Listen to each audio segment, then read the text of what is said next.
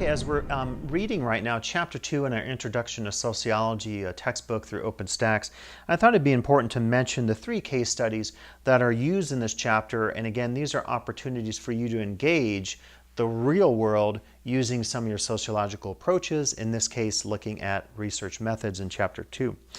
The first of these is American Idol voting, and I know that American Idol is one of those shows that has come and gone. I think it's in a new iteration in 2018 when I'm shooting this video, but it really doesn't matter what the show is. I think the point of the authors is to say there are opportunities in our everyday lives to think about how we engage the world around us. In the case of American Idol and with reality television, I think there's a perception that sometimes methods are used to engage the various platforms. In the case of American Idol, people could vote in using the telephone or using social media, and in a sense it gives the sensibility that there's a method being used. And indeed, marketing companies out there often use research methods to understand our own taste and preferences so that they can market to us in some various ways.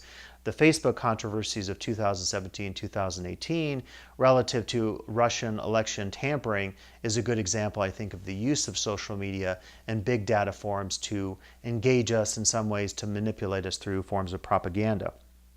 The second case study is Parrotheads, the world of Jimmy Buffett, as sociological subjects. So if you wanted to study a particular subculture, how would you engage that subculture? How would you hypothetically go out and try to understand the world of Jimmy Buffett, the popularity in the so-called Parrothead, as a form of subculture in our world? Actually, in my own research, I do a lot of research on themed and immersive spaces, so the world of Jimmy Buffett and Margaritaville is not too unfamiliar to me in terms of the research I do, videos I shoot out there, doing my own research, publications in peer-reviewed journals, and also in various books that I've edited, whether they're edited collections or they're actual monographs.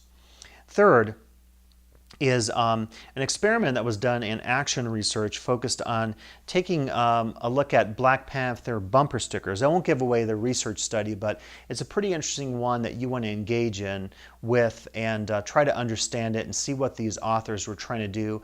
And it's curious, if you read the end of that study, what happened to the research in terms of the practicalities of it. And that's a good indication of how sometimes we want to do research, but for very practical reasons, we have to bring that research to an end, or we can't even do that research in the beginning because of some ethical issues or other issues that exist that are very practical in nature. Now, those are the 3 cases from Chapter 2. I also wanted to mention, and I'll put this on the discussion board, the issue of doing bad research and what happens to us when bad research is conducted. So I'll put at least one example of bad science and getting into the issue of causality versus correlation. So take a look at that.